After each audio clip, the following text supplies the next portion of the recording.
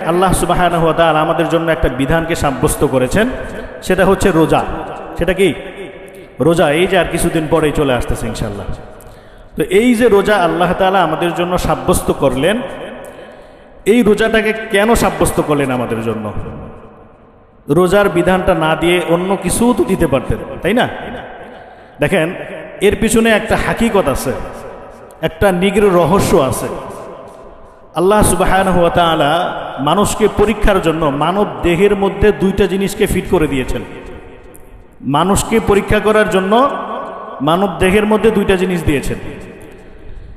এই দুইটা জিনিস অন্যান্য বস্তুর মধ্যেও আছে, কিন্তু তাদেরকে আল্লাহ তাআলা মানুষের মতো পরীক্ষা করবে না। জীবজন্তুর মধ্যেও আছে। একটা গরু, একটা ছাগল, একটা মহিষ, ভেড়া, চতুষ্পদ জন্তুর মধ্যেও আল্লাহ তাআলা এই দুইটা জিনিস দিয়েছেন, কিন্তু আল্লাহ তাআলা তাদেরকে পরীক্ষা করবেন না, কিন্তু মানুষকে পরীক্ষা করবেন।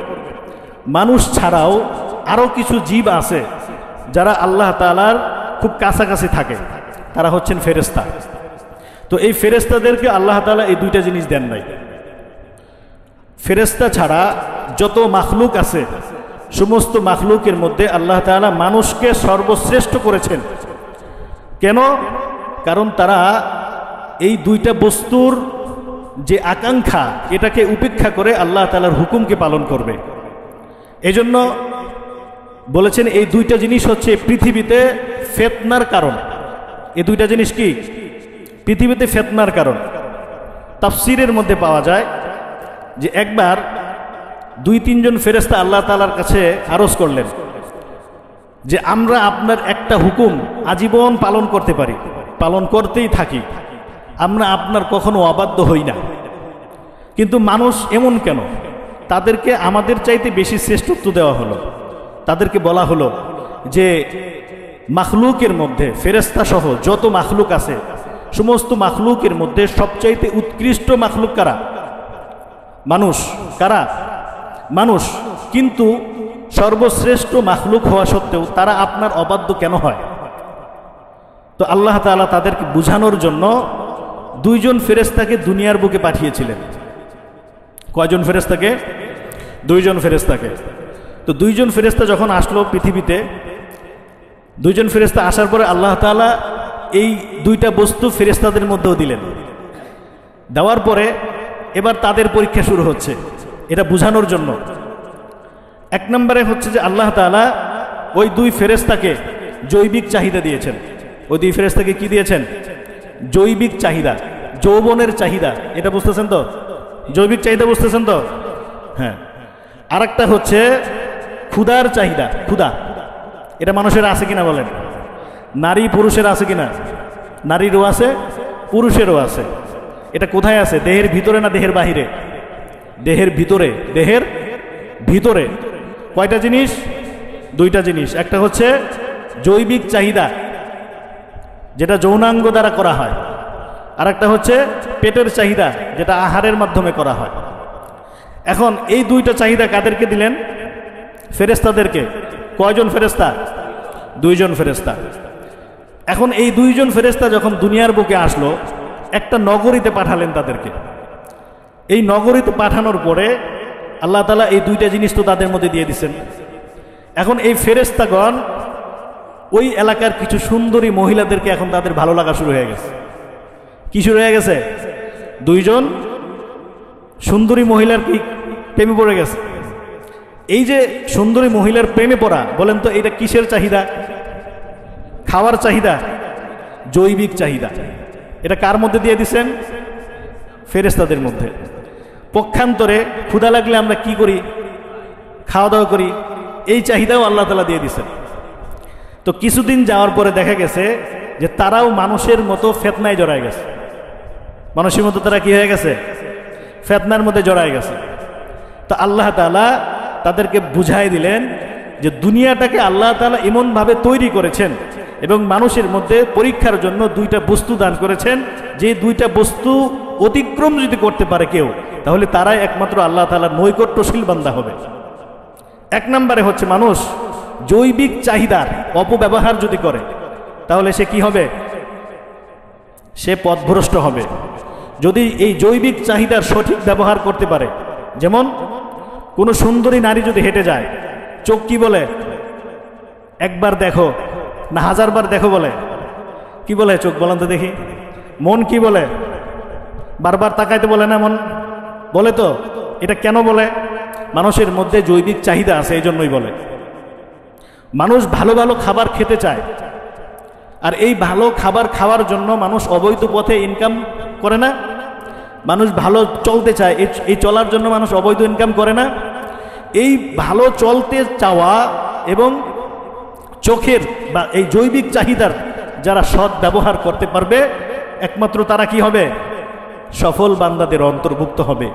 আর আল্লাহ সুবহানাহু ওয়া তাআলা এই দুইটা যন্ত্রকে সঠিক ব্যবহারের জন্য রোজাকে ফরজ করেছেন। সুবহানাল্লাহ। তার মানে এবার বুঝেন এই রোজা ফরজ করার কারণ কি? এবার বুঝতেছেন তো? রোজা যে আল্লাহ ফরজ করলেন, রোজা ফরজ না করে অন্য কোনো ইবাদত তো ফরজ করতে পারতেন। তাহলে রোজাকে ফরজ করলেন এজন্যই যে মানুষকে আল্লাহ তাআলা যে দুইটা বস্তু দিয়েছেন পরীক্ষার, এই দুইটা বস্তুর সঠিক ব্যবহার যেন মানুষ করতে পারে। এবার বুঝতেছেন? দেখেন হাদিসের মধ্যে আসছে, কোনো ব্যক্তি যদি এমন হয় যে সে পূর্ণাঙ্গ যৌবনে পৌঁছে গিয়েছে কিন্তু বিবাহ করার মতো সামর্থ্য তার নাই, তাহলে সে কি করবে? সে রোজা রাখবে। রোজা যদি রাখে তাহলে তার জৈবিক চাহিদা আস্তে আস্তে কি হয়ে যাবে? কমে আসবে। এখন কোনো ব্যক্তি যদি অভাবের মধ্যে থাকে,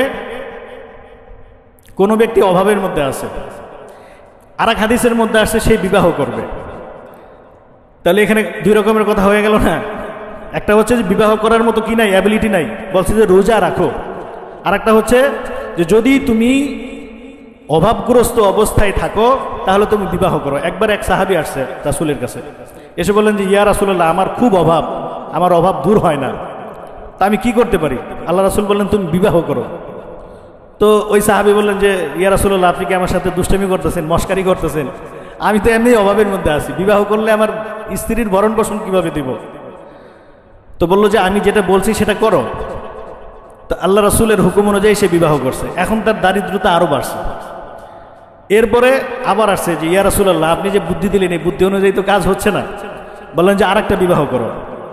এবার ওই সাহাবী বলে যে এতদিন যাই ছিলাম, এখন মানে পুরোপুরি মারার চিন্তা ভাবনা করছে হুজুর।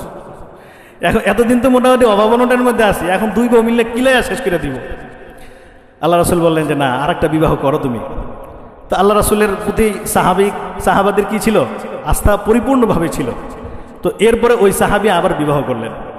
তো বিবাহ করার পরে এখন কিছুদিন পরে আবার আল্লাহ রাসূলের কাছে আসছেন। আসার পরে বললেন যে ইয়া রাসূলুল্লাহ, এখন তো আমার অর্থ সম্পদ শুধু বাড়তেছে। তো বললেন যে প্রথম বিবাহ করার পরে অর্থ সম্পদ বাড়ে নাই, কমে গেছে, আর দ্বিতীয়টা করার পরে অর্থ সম্পদ বেড়ে গেছে। এটার কি কারণ? বলছে যে এটার কারণ হচ্ছে যে স্ত্রীগণ তোমাদের রিজিক আহার করে না, বরঞ্চ স্ত্রীগণ তাদের রিজিক নিয়েই আসে। প্রথম জনে বরকত নিয়ে আসতে পারে নাই, দ্বিতীয় জন বরকত নিয়ে আসছে। দ্বিতীয় জনের বরকত ওই দুইটার মধ্যে চলে আসছে। প্রথমটার মধ্যে বরকত ছিল না, দ্বিতীয়টার মধ্যে বরকত ছিল। এই দ্বিতীয় জন, আগের জন আর পরের জন, এই দুইজনের বরকত একবারে নিয়ে আসছে। এই জন্য এখন তোমার কামাই রোজগারের কি হয়ে গেছে? পরিধি বেড়ে গেছে। তো এই জন্য রোজার অনেকগুলো ফজিলত আছে। তো দেখেন আল্লাহ তাআলা আমাদের যে রোজাটা দিলেন, এই রোজাটা মূলত 5টা ধাপে আমাদের জন্য ফরজ করেছেন। কয়টা ধাপে ফরজ করেছেন? 5টা ধাপে। 1 নাম্বার সূরা বাকারার 183 নম্বর আয়াতে যে বললেন ইয়া আইয়ুহাল্লাযীনা আমানু কুতিবা আলাইকুমুস সিয়াম কামা কুতিবা আলাল্লাযীনা মিন ক্বাবলিকুম লাআল্লাকুম তাত্তাকুন। এখানে এই আয়াতের মধ্যে বললেন যে তোমাদের উপর রোজাকে ফরজ করা হয়েছে যেমনিভাবে পূর্ববর্তী উম্মতদের জন্য রোজা ফরজ ছিল। তাহলে এর দ্বারা কি বোঝা যায়? যে শুধু রোজাটা আমাদের জন্যই ফরজ না, পূর্ববর্তী উম্মতদের জন্য কি ছিল? ফরজ ছিল। কারণ তারাও তো আল্লাহর বান্দা ছিল নাকি? তারা আল্লাহর বান্দা ছিল। আল্লাহ তাআলা তাদের মধ্যেও এই দুইটা বস্তু দান করেছিলেন। একটা হচ্ছে পেটের চাহিদা, আর একটা হচ্ছে জৈবিক চাহিদা। এবং এই দুইটা বস্তু দ্বারা আল্লাহ তাআলা তাদেরকেও কি করেছেন? পরীক্ষা করেছেন। এখন পরীক্ষার পালা আমাদের। আমরা কি করি? আমরা কি পরীক্ষায় উত্তীর্ণ হব, না পরীক্ষা থেকে কি করব? মানে বিফল হয়ে যাব? এটা স্মরণ করিয়ে দিল যে এই যে বিধানটা, এই বিধানটা শুধু তোমাদের একক নয়, এটা তোমাদের পূর্ববর্তী জাতিদের উপরেও ছিল। পরবর্তী আয়াতের মধ্যে কি বললেন যে আইয়াম মাদুদাত ফামান কানা মিনকুম মারিদুন আও আলা সাফারিন ফাইদ্দাতুম মিন আইয়ামিন উখার। বললেন যে তোমাদের মধ্যে যারা অসুস্থ হবে অথবা সফরে থাকবে তাদের জন্য এটা মাফ। এই রোজাটা কি সেই সময়ের জন্য মাফ। ধরেন কেউ রোজার মাসে এই পরিমাণ অসুস্থ হয়ে গেছে, যেই পরিমাণ অসুস্থ হয়ে গেলে ঔষধ সেবন না করলে তার অসুস্থতা কি হবে না, মানে সুস্থ হবে না, সে অসুস্থতা আরও বেড়ে যাবে। যদি এমন পর্যায়ে কোনো অসুস্থ ব্যক্তি থাকে তাহলে সেই ব্যক্তি রোজা ভাঙতে পারবে। আর একটা হচ্ছে যে যদি সে সফরে থাকে, কোথাও যাচ্ছে, অনেক দূরে লম্বা সফর করছে, তাহলে এই দুই শ্রেণীর ব্যক্তিরা কি করতে পারবে, রোজা ভাঙতে পারবে। আর বাকি স্বাভাবিক অবস্থায় আমরা যারা আছি আমাদের জন্য রোজা ফরজ, আমাদের জন্য কি রোজা ফরজ।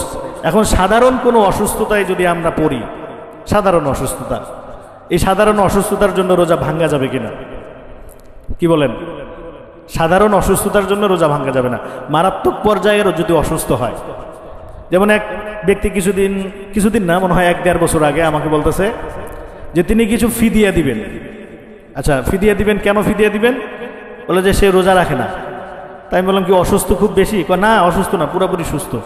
আমি বললাম যে পুরোপুরি সুস্থ মানুষ ফিদিয়া দিবে কেন? বলে যে সে ছোটবেলা থেকেই রোজা রাখে না, রোজা রাখতে পারে না। তাই আমি বললাম যে এটা কেমন কথা? একজন মানুষ সুস্থ সবল আছে, সে রোজা রাখতে পারে না, এটা অবিশ্বাস্য। এইরকম ব্যক্তির জন্য তো ফিদিয়া না। কোরআনের মধ্যে আসছে যে ফামান কানা মিনকুম মারিদুন আও আলা সাফারিন, যে অসুস্থ, এটা সাধারণ অসুস্থর কথা বলা হয় নাই, চূড়ান্ত পর্যায়ের অসুস্থ। এমন ব্যক্তি হলে ফিদিয়া দিবে। যে সব ঠিক আছে, সে রোজার মাসে 2 প্লেট ভাত খায়, তাহলে এই ব্যক্তির জন্য তো ফিদিয়া না। তো দেখেন এই আয়াতের মধ্যে কি বলল যে ফামান কানা মিনকুম মারিদুন আও আলা সাফারিন ফাইদ্দাতুম মিন আইয়ামিন উখার ওয়া আলাল্লাযিনা ইউতিকুনাহু ফিদিয়াতুন তুআমু মিসকিন। এই আয়াতের মধ্যে বলছেন যে রোজা যখন ফরজ হয়, রোজা ফরজ হয়েছিল হিজরির 2য় বছরে, অর্থাৎ আল্লাহ রাসূল যে মক্কা থেকে হিজরত করে মদিনায় আসলেন, মদিনায় আসার 2য় বছরে রোজা ফরজ হলো। এই রোজা ফরজ হওয়ার আগে মুসলমানদের জন্য কি ছিল, এই আইয়ামে বীজের রোজাটা ফরজ ছিল। কোন কোন বর্ণনা মতে সেটা ফরজ ছিল না, ঐচ্ছিক ছিল। কেউ চাইলে রাখতে পারত, কেউ চাইলে নাও রাখতে পারত। আর আরেক বর্ণনা আসছে এটা ফরজ ছিল। আর পূর্বের যে রোজাটা ছিল, অর্থাৎ আমাদের পূর্বে খ্রিস্টান এবং ইহুদি জাতি যারা ছিল তাদের জন্য রোজাটাও ফরজ ছিল। তবে তারা এই দুইটা জাতি এই রোজার মধ্যে দুইটা বিকৃতি ঘটাইছে। কিভাবে? ইহুদি যারা ছিল, ইহুদি, তাদের উপরে রমজান মাসের রোজা ফরজ ছিল। তো তারা এই রমজান মাসের রোজাকে আশুরার দিন নিয়ে গেছে। মুহররম মাসের যে 10 তারিখ, এই মুহররম মাসের 10 তারিখে তারা রোজা রাখত। আর রমজান মাসে তারা কি করতো না, রোজা রাখতো না। আর খ্রিস্টানগণ তারা এই রোজাটা ছিল তাদের জন্য গরমকালে। তো গরমের তীব্রতা, পানির তৃষ্ণা লাগে, ক্ষুধা লাগে। তো তারা কি করলো, এই রোজাটাকে শীতকালে নিয়ে গেছে। কোন কালে নিয়ে গেছে? শীতকালে নিয়ে গেছে। যে শীতকালে রোজা রাখতে সুবিধা হয়, পানির তৃষ্ণা লাগে না, দিন ছোট, মানে অল্প সময়ের মধ্যে রোজা হয়ে যায়। এটা তাদের মন গড়া একটা রোজার ব্যবস্থা করছে। তো তারা চিন্তা করলেন, খ্রিস্টান পণ্ডিত যারা ছিলেন তারা চিন্তা করলেন যে গরম থেকে শীতকালে নিয়ে আসছি, এটার জন্য তো একটা কাফারা দেওয়া দরকার। তো এই 30 দিনের রোজাকে তারা বানাইছে 40 দিন। কয়দিন? 40 দিন, মানে আরো 10 দিন তারা নিজেরা বৃদ্ধি করছে। এই তাফসিরটা তাফসিরে কাবির, তাফসিরের জগতে সবচাইতে বড় তাফসির যেটাকে বলা হয়, ইমাম ফখরুদ্দিন রাজি রহমতুল্লাহি আলাইহি তার লিখিত একটা তাফসির আছে। এই তাফসিরের মধ্যে আসছে যে 30 দিনের পরিবর্তে তারা 40 দিনে নিয়ে গেল। গরমকালের পরিবর্তে তারা শীতকালে নিয়ে গেছে। তো শীতকালে নিয়ে যাওয়ার পরে এখন 40 দিন করে তারা রোজা রাখে। এখন তাদের ওই খ্রিস্টানদের ওই এলাকার একজন বাদশা ছিল। ওই বাদশার একটা মান্যত ছিল। সে মান্যত করছে যে আমার যদি এই কাজটা হয়ে যায় তাহলে আমি আরো 7 দিন রোজা রাখবো। তো এই মান্যত পূরণ করার জন্য এই বাদশা 7 দিন আরো রোজা রাখছে। এখন সে বলল যে আমি বাদশা, আমি রোজা রাখলে তোমরা রোজা রাখবে না। তো এখন এই 7 দিনও এটার সাথে যোগ করে দিছে। কত হইল? 47 দিন। এই বাদশার ইন্তেকালের পরে আসছে আর এক বাদশা, সে বলতেছে যে 47 দিন আবার কেমন রোজা, 3 দিন পূর্ণ করে 50 দিন পূর্ণ করো। নাউজুবিল্লাহ। তার মানে হচ্ছে যে এই পুরা বিষয়ের মধ্যে তারা কি করছে, একটা হস্তক্ষেপ করেছে। এই জন্য আল্লাহ এই আগের আয়াতের মধ্যে 183 নম্বর আয়াতে বলছে লাআল্লাকুম তাত্তাকুন। লাআল্লাকুম তাত্তাকুন বলার উদ্দেশ্য হলো যে তোমরা ইহুদি এবং খ্রিস্টানদের মতো রোজাকে মন গড়া রাখো না, আমি যেভাবে বলছি সেভাবে রাখো। আমার কথার আলোচনার প্রথম আলোচনাটা মনে আছে তো আপনাদের, যে ইবাদত কবুল হওয়ার জন্য শর্ত কয়টা? 2টা। একটা হচ্ছে আল্লাহর, বুঝেন না, একটা কি আল্লাহর হুকুম থাকতে হবে, আর একটা রাসূলুল্লাহ সাল্লাল্লাহু আলাইহি সাল্লামের তরিকা পদ্ধতি থাকতে হবে। এখন রোজা ইহুদিরাও রাখে, কোন দিন রাখে? মুহররমের আশুরার দিন রাখে। খ্রিস্টানরা কয় দিন রাখে? টোটাল 50 দিন রাখে। কোন মাসে রাখে? রমজান ছাড়া অন্য মাসে রাখে। এখন বলেন তাদের এই 2 জাতির রোজা আল্লাহ তাআলার কাছে কবুল হবে কিনা? কারণ এখানে আল্লাহর হুকুম নাই। এখানে কি নাই? আল্লাহর হুকুম নাই, তাদের মন মতো রাখতেছে, এজন্য এই রোজা কবুল হয় না। এবং তাদের উপরে যে নবী বা রাসূল আসছিল, সেই নবী বা রাসূলের পদ্ধতি এটা ছিল না, এজন্য তাদেরটা কি হয় নাই? কবুল হয় নাই। আর আমাদেরটা আল্লাহ তাআলার কাছে কবুল হবে যদি আমরা রোজা কোন মাসে রাখি? রমজান মাসে রাখি, আল্লাহ রাসূল যেভাবে বলছেন সেভাবে রাখি। তাহলে এখানে একটা পদ্ধতি আমরা জানলাম, যে সেটা হচ্ছে যে এই যে বললেন যে আইয়াম মা'দুদাত ফামান কানা মিনকুম মারিদুন আও আলা সাফারিন ফাইদ্দাতুম মিন আইয়ামিন উখার ওয়া আলাল্লাযিনা ইউতিকুনাহু ফিদিয়াতুন তুআমু মিসকিন। বলছে যে তোমাদের মধ্যে যারা রোজা রাখা সামর্থ্য রাখে, সামর্থ্য রাখার পরেও যারা রোজা রাখে না বা রাখতে চায় না, তারা যেন ফিদিয়া দিয়ে দেয়। তারা যেন কি দিয়ে দেয়? ফিদিয়া দিয়ে দেয়। এখন অনেকেই বলে যে হুজুর কোরআনের মধ্যেই তো আসছে, যে ব্যক্তি রোজা রাখার সামর্থ্য আছে কিন্তু রোজা রাখে না, সে ফিদিয়া দিয়ে দিলে তো হয়ে যাবে। কিন্তু বিধান এটা চূড়ান্ত না, আয়াত এখানে শেষ হয় নাই। এই রোজার যত হুকুম আসছে এই আয়াতের মধ্যে কি হয় না? সমস্ত হুকুম শেষ হয় নাই। এইটার পরবর্তী আসছে, এটার পরবর্তী আয়াতের মধ্যে কি আসছে? ফামান কানা মিনকুম মারিদুন আও আলা সাফারিন ফাইদ্দাতুম মিন আইয়ামিন উখার ওয়া আলাল্লাযিনা ইউতিকুনাহু ফিদিয়াতুন তুআমু মিসকিন। এরপর বলছে ফামান তাতাওয়া খায়রান ফাহুয়া খায়রুল্লাহ ওয়া আন তাসুমু খায়রুল লাকুম ইন কুনতুম তা'লামুন। বলছে যে যদি তোমরা আল্লাহ তাআলার হুকুমকে পালনার্থে রোজা রাখো তবে এটা তোমাদের জন্য কি হবে? কল্যাণকর হবে। এই বিধান এটা 2য় হিজরি পর্যন্ত এতটুকুই ছিল। যার ইচ্ছা সে রোজা রেখেছে, যার সামর্থ্য ছিল সে কি করছে? সে ফিদিয়া দিয়ে দিস রোজার পরিবর্তে, হয়ে গেছে। এবার আসলো 3য় হিজরি, পরবর্তী বছর, রাসূলুল্লাহ সাল্লাল্লাহু আলাইহি ওয়াসাল্লামের মদিনার পরবর্তী বছর। এই বছরে রোজা সংক্রান্ত আরো কিছু বিধান আসছে। শাহরুর রমাদানাল্লাযী উনজিলা ফীহিল কুরআন হুদাল লিন-নাস ওয়া বাইয়িনাতিন মিনাল হুদা ওয়াল ফুরকান। এখানে বলছেন যে আল্লাহ তাআলা এই রমজান মাসে কোরআন নাজিল করেছেন। কোরআন কেন নাজিল করেছেন?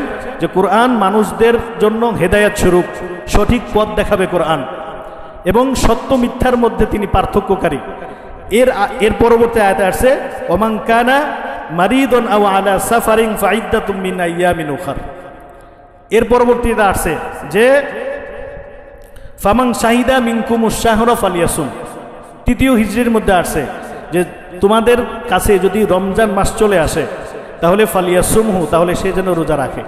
এখন আর এই কথা নাই যে রাখলে রাখতে পারে, না রাখলে ফিদিয়া দিতে পারে। এই অপরচুনিটি বা এই সুযোগ আর দেওয়া হয় নাই। এখন কি বলছে? রোজা কি করতে হবে? রাখতেই হবে। যার সামর্থ্য আছে সেও রাখবে, মানে দান করার সামর্থ্য আছে, দান করলে আর হবে না। এখন কি করতে হবে? রোজা রাখতে হবে। যে ফামান শাহিদা মিনকুমুশ শাহরা ফালিয়াসুমহু, তোমাদের কাছে যদি রমজান মাস আসে, অর্থাৎ যদি রমজান মাসে তোমরা পৌঁছে যাও, তাহলে কি করতে হবে? ফালিয়াসুমহু, তাহলে সে যেন এটা রোজা রাখে। তবে এই 2 শ্রেণীর লোক, যারা অসুস্থ হবে এবং যারা সফরে থাকবে, তারা ছাড়া। সুস্থ আছে, দান করার মতো সক্ষমতা আছে, দান করলে হবে না রোজার পরিবর্তে। রোজা এবার কি করতে হবে? রাখতেই হবে। এবার রোজার ব্যাপারে চূড়ান্ত বিধানগুলো আসতেছে। এরপরে দেখেন, এরপরে আল্লাহ কি বললেন?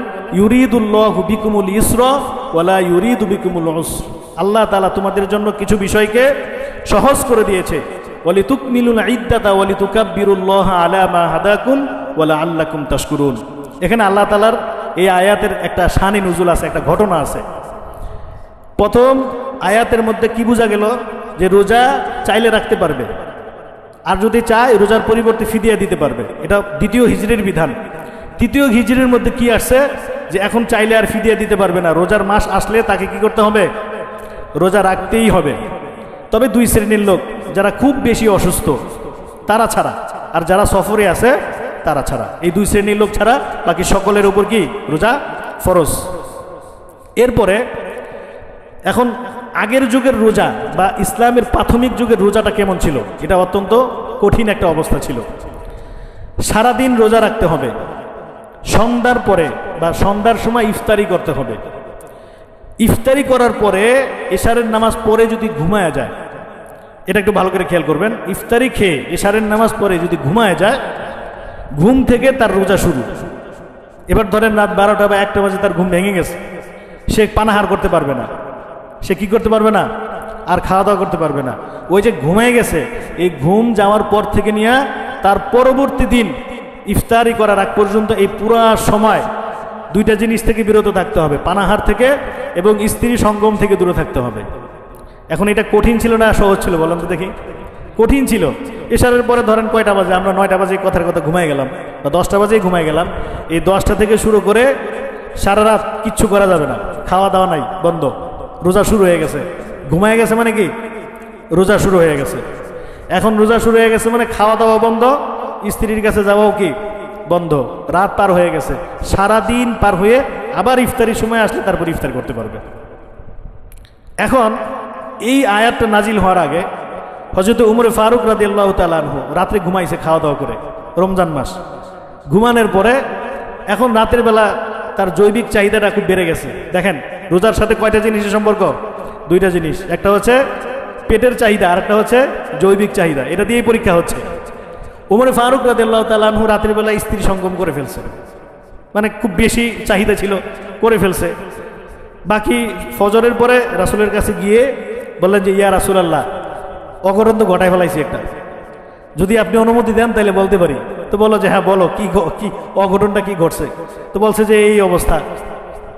তো এখন আল্লাহর রাসূলও একটু চিন্তিত আছেন যে এই বিষয়ে আল্লাহ তাআলার পক্ষ থেকে কোনো বিধান আসবে কিনা, এই বিষয়ে আল্লাহ তাআলার পক্ষ থেকে কোনো বিধান আসবে কিনা, নাকি এই রোজা হয় নাই, এই রোজার জন্য কাফারা দিতে হবে ইত্যাদি ইত্যাদি। কিন্তু পরবর্তীতে আল্লাহ তাআলার পক্ষ থেকে আয়াত আসছে, নাজিল আসছে কি, উহিল্লা লাকুম লাইলাতাস সিয়ামির রাফাসু ইলা নিসাইকুম হুন্না লিবাসুল লাকুম ওয়া আনতুম লিবাসুল লাহুন। তৃতীয় পর্যায়ে, রোজার ফরজ হওয়ার তৃতীয় পর্যায়ে এটা। তৃতীয় পর্যায়ে বলল যে রাতের বেলা তোমরা চাইলে স্ত্রী সহবাস করতে পারবা, তাতে রোজার অসুবিধা হবে না। এটা কয় নাম্বার ধাপ? 3 নাম্বার ধাপ, মনে আছে তো? প্রথম ধাপে চাইলে রোজা রাখতে পারে, চাইলে ফিদিয়া দিতে পারে। দ্বিতীয় ধাপে বলছে ফিদিয়া দিলে হবে না, রোজা রাখতেই হবে। এবার রোজা রাখা শুরু হয়ে গেছে। তৃতীয় নাম্বার ধাপে আসছে, বলছে যে রাতের বেলা চাইলে কি করা যাবে, স্ত্রীর সাথে সহবাস করা যাবে, দিনের বেলা আর করা যাবে না। তৃতীয় নাম্বার পর্যায়। এখন চতুর্থ পর্যায়ে খাওয়া দাওয়া নিয়ে একটা সমস্যা। খাওয়া দাওয়া নিয়ে কি সমস্যা? এক সাহাবী খুব গরিব মানুষ, তো তিনি দিনমজুর, সারাদিন পরিশ্রম করে আসছে। এখন ওই যে রাত্রিবেলার ঘুমের সাথে সাথে কি হয়ে যায়, রোজা শুরু হয়ে যায়। ঘুমাই গেছে মানে রোজা শুরু। এখন রাত 12টা 1টা 2টা বাজেও যদি ঘুম ভাঙে, তারপরেও কিছু খাওয়া দাওয়া করা যাবে না। তো এইভাবে সারা রাত যায়, সারা দিন যায়। যাওয়ার পরে সন্ধ্যাবেলা ইফতারির সময় আসছে, আয়েশা তার স্ত্রীকে বলছে যে এই বিবি সাহেব ঘরে আছে কিনা কিছু দাও তো দেখি, ইফতারির জন্য ক্ষুধা লাগছে। সারা রাত তো না খাওয়া, তার মধ্যে সারাদিন না খাওয়া, আবার কাই পরিশ্রম করছে। এখন বলছে যে ঘরে তো কিছু নাই, আচ্ছা ঠিক আছে পাশের বাসা থেকে দেখি কিছু নিয়ে আসা যায় কিনা। তো উনি পাশের বাসা থেকে কিছু নিয়ে আসতে গিয়া সারাদিন পরিশ্রম করার পরে তো ক্লান্ত শরীর, একটু হেলান দিয়ে এইভাবে শুয়ে রয়েছে, ঘুমায় গেছে। তো ঘুমায় গেছে মানে কি বলেন তো? রোজা আবার শুরু হয়ে গেছে। সারা রাত তো না খাওয়া, সারাদিন না খাওয়া, তার মধ্যে করছে পরিশ্রম। ওই পরিশ্রম শরীর নিয়ে একটু এইভাবে শুলে তো ঘুম আইসে যায়। এখন ঘুম থেকে উঠছে, স্ত্রী আইসে দেখে খাবার নিয়ে আসছে পাশের বাসা থেকে কিছু, আইসে দেখে হ্যাঁ ঘুমাইতে গেছে। ঘুমাই গেছে মানে রোজা শুরু হয়ে গেছে। এখন এই সাহাবী আবার এই অবস্থায় রোজা রাখা শুরু করছে। রোজা রাখার পরে পরের দিন দুপুরবেলা গিয়ে বেহুশ হয়ে গেছে। এটা হওয়াটাই স্বাভাবিক। আর আরব দেশের অবস্থা তো বুঝেন কি পরিমাণের গরম। এই শীতকালে গেলেই গরম টের পাওয়া যায়, আর গরমকালে যে কেমন গরম এটা না গেলে বোঝা যাবে না। তো এখন পরের দিন তার স্ত্রী আল্লাহ রাসূলের কাছে গিয়ে বলছেন যে আল্লাহ রাসূল, এই যে এক অবস্থা, আমার হাজব্যান্ড তো একদম বেহুশ হয়ে গেছে, এখন কি করা যায়? এখন আল্লাহ রাসূলও চিন্তা করলেন যে এইভাবে রোজা রাখাটা আসলেও কষ্টকর, এইভাবে রোজা রাখাটা কি আসলেও কষ্টকর। এর পরবর্তীতে আয়াত নাজিল হয়ে গেল যে তোমরা মানে রাতের বেলা কুলু ওয়াশরাবু হাত্তা ইয়াতাবায়্যানা লাকুমুল খায়তুল আবিয়াদু মিনাল খায়তিল আসওয়াদ, যে সাদা সুতা এবং কালা সুতা পার্থক্য করার আগ পর্যন্ত যে সময় থাকে এই সময় পর্যন্ত তোমরা রাতে পানাহার করতে পারবা। রাতের বেলা কি করা যাবে? পানাহার করা যাবে। এই আয়াত নাজিল হওয়ার পরে এখন এই খাওয়া দাওয়ার শিথিলতা আসছে গেছে, কি যে রাতের বেলা খাওয়া দাওয়া করা যাবে, রাতের বেলা স্ত্রীর কাছে যাওয়াও যাবে। তাহলে এটা কয় নম্বর ধাপ? 4 নম্বর ধাপ। বুঝতেছেন তো? মনে আছে ধাপ কয়টা? 4 নম্বর ধাপ। এখন এই আয়াত নাজিল হওয়ার পরে সাহাবায়ে কেরামের মধ্যে আবার একটা সমস্যা হয়ে গেছে। কি সমস্যা?